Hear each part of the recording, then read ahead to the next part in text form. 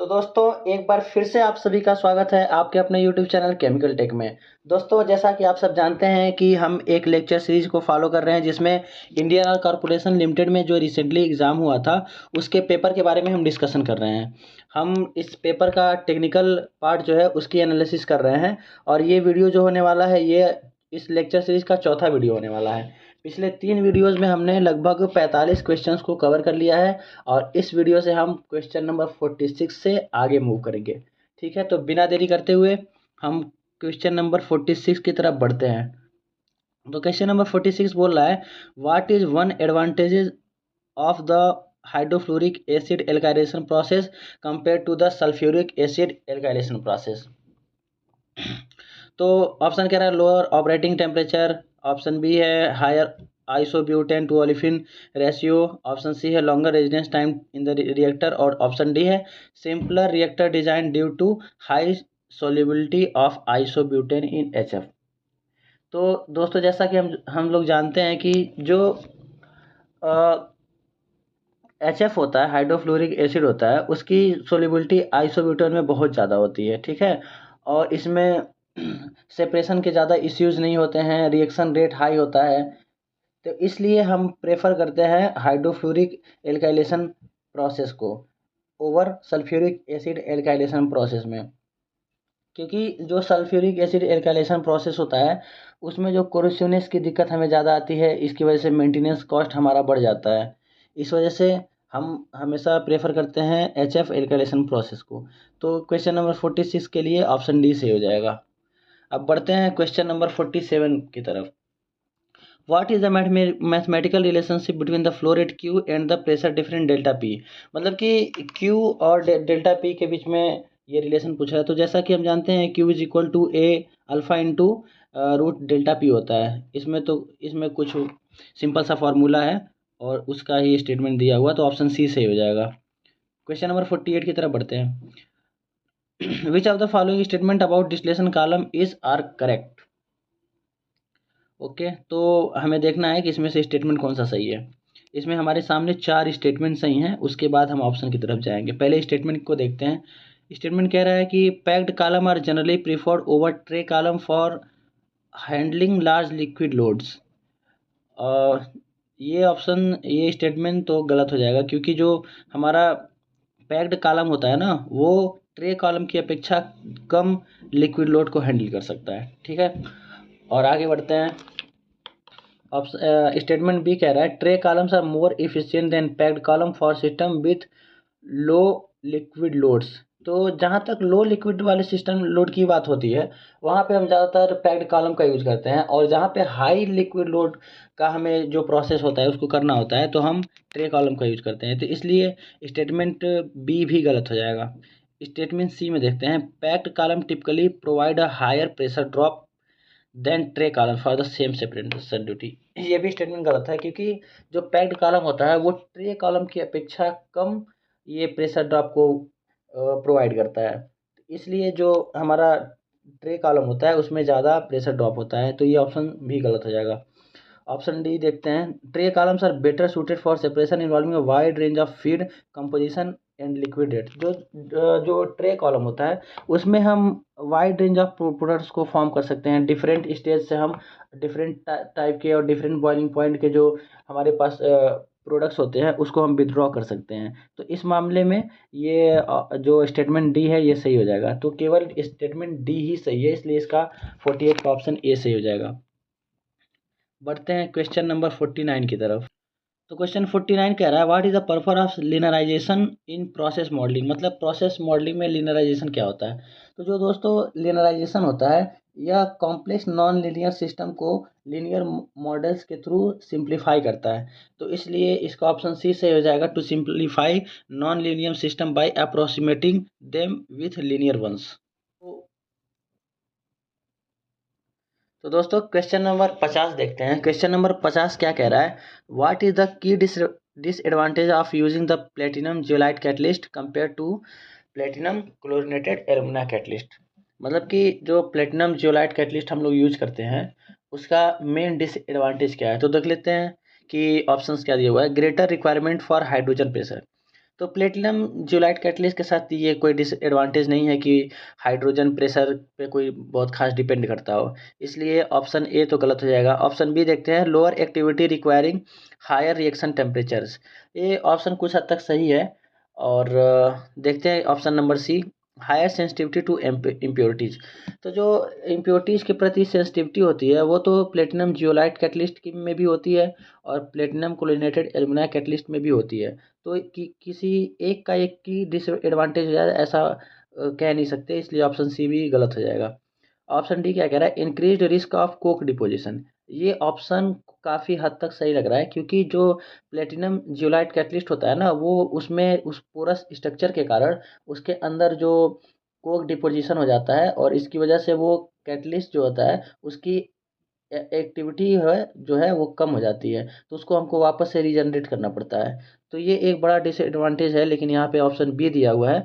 कुछ बुक्स में जो मेन डिसएडवांटेज है वो कोक डिपोजिशन को ही बताया गया है। तो कोक डिपोजिशन भी काफ़ी हद तक सही है, और ऑप्शन बी जो है वो भी lower activity requiring higher reaction temperature भी सही हो सकता है। तो आगे बढ़ते हैं दोस्तों। तो बढ़ते हैं दोस्तों क्वेश्चन नंबर 51 की तरफ। तो 51 नंबर क्वेश्चन क्या कह रहा है देखते हैं। In a binary gas mixture at steady state the concentration of species A at the point 1 is Ca1 and at point 2 is Ca2. The distance between these 2 points is delta x. According to Fick's law of diffusion, which of the following statement is correct? सारे statement देखते हैं कौन सा सही है कौन सा गलत है, उसको फाइंड आउट करेंगे। The diffusion flux J is directly proportional to the concentration gradient Ca2 minus Ca1 upon delta x। बिल्कुल सही है, concentration difference upon delta x, मतलब डिस्टेंस जो ट्रेवल करेगा डिफ्यूजन के टाइम पे। तो ये ऑप्शन बिल्कुल सही हो जाएगा। ऑप्शन दो देखते हैं, स्टेटमेंट दो देखते हैं, the diffusion flux J is inversely proportional to the diffusion coefficient D A. ये गलत कह रहा है क्योंकि इनवर्सली प्रोपोर्शनल नहीं होता है जे के। ओके, अगला स्टेटमेंट है, the diffusion flux J is independent of the temperature of the system. ये टेम्परेचर ऑफ द सिस्टम से भी इंडिपेंडेंट नहीं होता है, इसलिए आप स्टेटमेंट तीन भी गलत हो जाएगा। स्टेटमेंट चार देखते हैं, by convection the diffusion flux is positive quantity indicating movement from higher to lower concentration. ये भी सही है, जो डिफ्यूजन होता है वो पॉजिटिव क्वांटिटी होता है जो कि हायर कंसंट्रेशन से लोअर कंसंट्रेशन की तरफ मूव करता है। और हम जो हायर कंसंट्रेशन से लोअर कंसंट्रेशन की तरफ मूव करता है तो ये माइनस में आता है, उसको हम फार्मूला में माइनस लगा करके उसको हम बैलेंस कर देते हैं और एक पॉजिटिव क्वांटिटी प्राप्त होती है। और पांचवा स्टेटमेंट क्या कह रहा है, the diffusion flux J is given by the equation J is equal to minus D A और D C upon D X. ये भी सही है फिक्स लॉ का के अकॉर्डिंग। तो ऑप्शन एक, चार और पाँच सही है, इसलिए ऑप्शन ए सही हो जाएगा। तो दोस्तों बढ़ते हैं क्वेश्चन नंबर 52 की तरफ। What does probability of failure on demand measure in a safety system. मतलब जो probability of failure in demand होता है वो सिस्टम में क्या मेजर करता है, ठीक है। तो सबसे पहले देख लेते हैं कि probability of failure on demand क्या होता है। तो इसकी डिफिनेशन ये होती है कि the likelihood that a safety system will fail to function as intended when required to do so. Okay, तो इसके हिसाब से ऑप्शन डी से हो जाएगा, the likelihood that a system will fail to perform its intended function upon demand. Okay, तो question number 52 का option D सही हो जाएगा। क्वेश्चन नंबर 53 देख लेते हैं, which type of jobs should be prioritize for a job hazard analysis JHA। तो जो जॉब हैजार्ड एनालिसिस होता है वह सबसे पहले उस जॉब पर फोकस करता है, उस जॉब को प्रायोरिटाइज करता है जिसमें सबसे हाई पोटेंशियल ऑफ डैमेज होता है, तो उसको फाइंड आउट करता है, डैमेज को कंट्रोल करने के लिए एक्शंस लेता है। तो ये सबसे प्रायर काम होता है जॉब से हैजार्ड एनालिसिस का। तो इसका ऑप्शन डी में कह रहा है, job with the potential for severe और डिसएबलिंग इंजरीज। तो क्वेश्चन नंबर 53 का ऑप्शन डी सही हो जाएगा।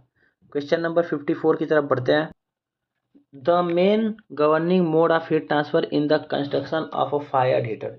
जो फायर हीटर होते हैं उनमें जो main mode of heat transfer हो रहा है उसके बारे में बात कर रहा है।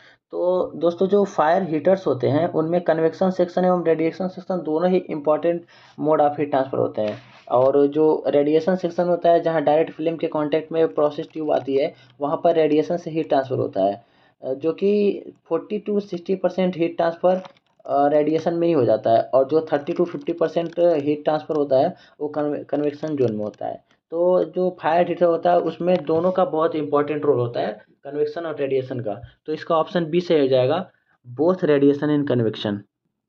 क्वेश्चन नंबर 50 में कह रहा है कि which significant global event increase the demand of synthetic material and catalyse the development of petrochemicals. मतलब कि वह सबसे ग्लोबल इवेंट कौन सा सबसे बड़ा था जिसमें कि सिंथेटिक मटेरियल की डिमांड बढ़ गई और पेट्रोकेमिकल्स की तरफ लोग अपना वो शिफ्ट होना शुरू कर दिए। तो जब वो सेकेंड वर्ल्ड वॉर हुआ था तो साउथ ईस्ट एशिया से आने वाली जो नेचुरल रबर की सप्लाई थी वो टूट गई थी, जिससे अमेरिका और उसके सहयोगी दोस्तों को नेचुरल रबर का विकल्प ढूंढना पड़ा, जिससे सिंथेटिक मटेरियल और पेट्रोकेमिकल का डेवलपमेंट होना स्टार्ट हुआ। तो इसका ऑप्शन हो जाएगा ए सही हो जाएगा 55 का। बढ़ते हैं दोस्तों क्वेश्चन नंबर 56 की तरफ। According to Cohen and Coons method, how is the dead time tau D estimated. तो कोहेन एंड कून्स मेथड के बारे में बात करता है। तो सबसे पहले देखते हैं कोहेन एंड कून्स मेथड क्या होता है। According to Cohen and Coon's method for tuning PID controllers, the dead time is estimated as the time taken for the process to start responding after a step change। मतलब जब हम किसी control system के input में change देते हैं तो process को उस चेंज के अकॉर्डिंग रिस्पॉन्स स्टार्ट करने में जो टाइम लगता है उसे डेड टाइम या टाउडी कहा जाता है। तो 56 का ऑप्शन बी सही हो जाएगा, as the time elapsed until the system responded to the input change. Okay, question number 57 की बात करते हैं। Which of the following reaction is not a primary reaction in FCC. और तो एफसीसी के प्राइमरी रिएक्शंस की बात कर रहा है। तो एफसीसी में जो प्राइमरी रिएक्शंस होते हैं उसमें क्रैकिंग ऑफ लार्ज हाइड्रोकार्बन्स होते हैं और आइसोमराइजेशन होता है, जिसमें कि इनके स्ट्रक्चर चेंज होता है कार्बनिक कंपाउंड का, और होता है डिहाइड्रोजिनेशन, मतलब हाइड्रोजन निकलता है एक्चुअली, और हाइड्रोजन जब रिमूव होता है तो ओलिफिन्स और एरोमेटिक्स की फॉर्मेशन होती है। तो जो ऑप्शन ए दिया है हाइड्रोजिनेशन, ये गलत हो जाएगा, क्योंकि प्राइमरी रिएक्शंस में एफसीसी के डिहाइड्रोजिनेशन आता है। तो ऑप्शन जो ए है वो गलत हो जाएगा, और गलत ऑप्शन चूज करने के लिए क्वेश्चन नंबर 57 में कहा गया है। क्वेश्चन नंबर 57 का विकल्प ए सही हो जाएगा।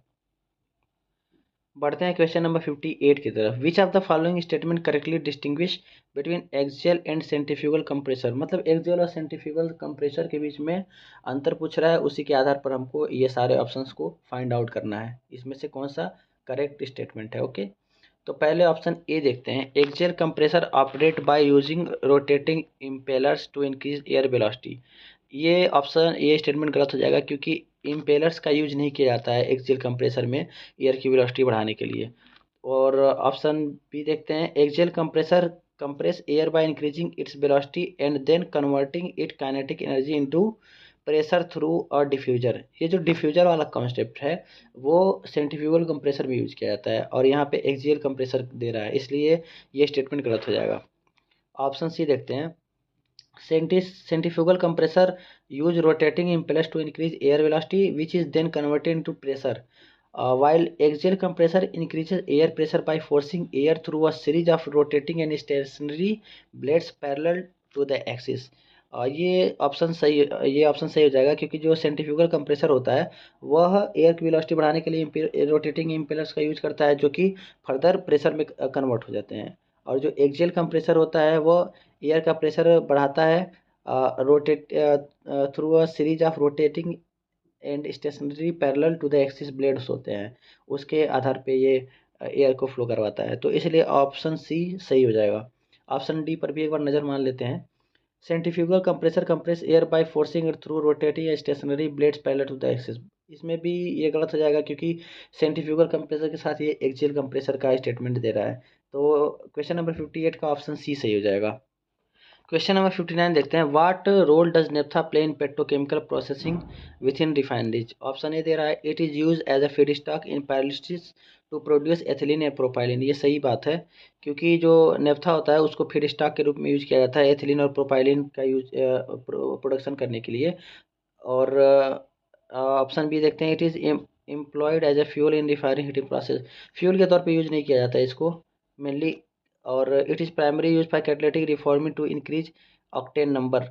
ऑक्टेन नंबर इंक्रीज करने के लिए कैटलिटिक रिफॉर्मिंग तो की जाती है, लेकिन उसका मेन मकसद होता है एरोमेटिक्स बनाने के लिए। तो ये ऑप्शन भी गलत हो जाएगा। It is converted into heavy fuel in a distillation unit. तो जो नेफ्था होता है वो फ्यूल ऑयल बनाने के लिए डिस्टिलेशन कॉलम में यूज नहीं किया जाता है। तो क्वेश्चन नंबर 59 का ऑप्शन ए सही हो जाएगा। क्वेश्चन नंबर 60 देख लेते हैं। Which of the following formula is use to calculate the lost time accident rate. LTAR use करने के लिए, तो LTAR का एक फार्मूला होता है, lost time accident rate is equal to number of lost time accidents into 10⁶ upon total hour worked. तो option A सही हो जाएगा, number of lost time accident into 10⁶ upon total hour work. तो question number 60 का option A सही हो जाएगा।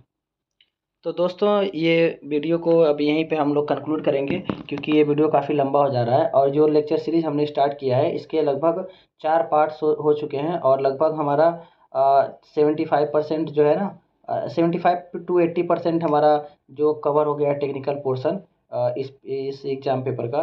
तो अभी जो 15 क्वेश्चंस रह रहे हैं उनको हम नेक्स्ट पार्ट में कवर करेंगे। इसका पार्ट 5 हम जल्दी लाने वाले हैं। और अगर अगर आपको इसके पहले के चारों पार्ट या तीनों पार्ट देखने हैं तो आप इस वीडियो का डिस्क्रिप्शन चेक कर सकते हैं, या फिर आप हमारे चैनल पर विजिट करके देख सकते हैं। तो अगर दोस्तों आपको ये वीडियो पसंद आया हो और जो हमने जानकारी दी है वो इन्फॉर्मेटिव लगा हो, तो हमारे चैनल को सब्सक्राइब करें। और केमिकल इंजीनियरिंग से रिलेटेड और जो भी डाउट्स होते हैं, जो भी ट्यूटोरियल्स होते हैं, लेक्चर्स होते हैं, उसके लिए हमारे चैनल को फॉलो करो। हम इसी तरह से इन्फॉर्मेटिव वीडियो आपके लिए लाते रहेंगे। और दोस्तों चैनल को सब्सक्राइब करने के साथ साथ बेल आइकन को भी दबाएं, जिससे कि हम जब भी कोई नया वीडियो डालें तो आपके पास नोटिफिकेशन पहुंच जाए। तो वीडियो देखने के लिए बहुत बहुत धन्यवाद दोस्तों। Thank you.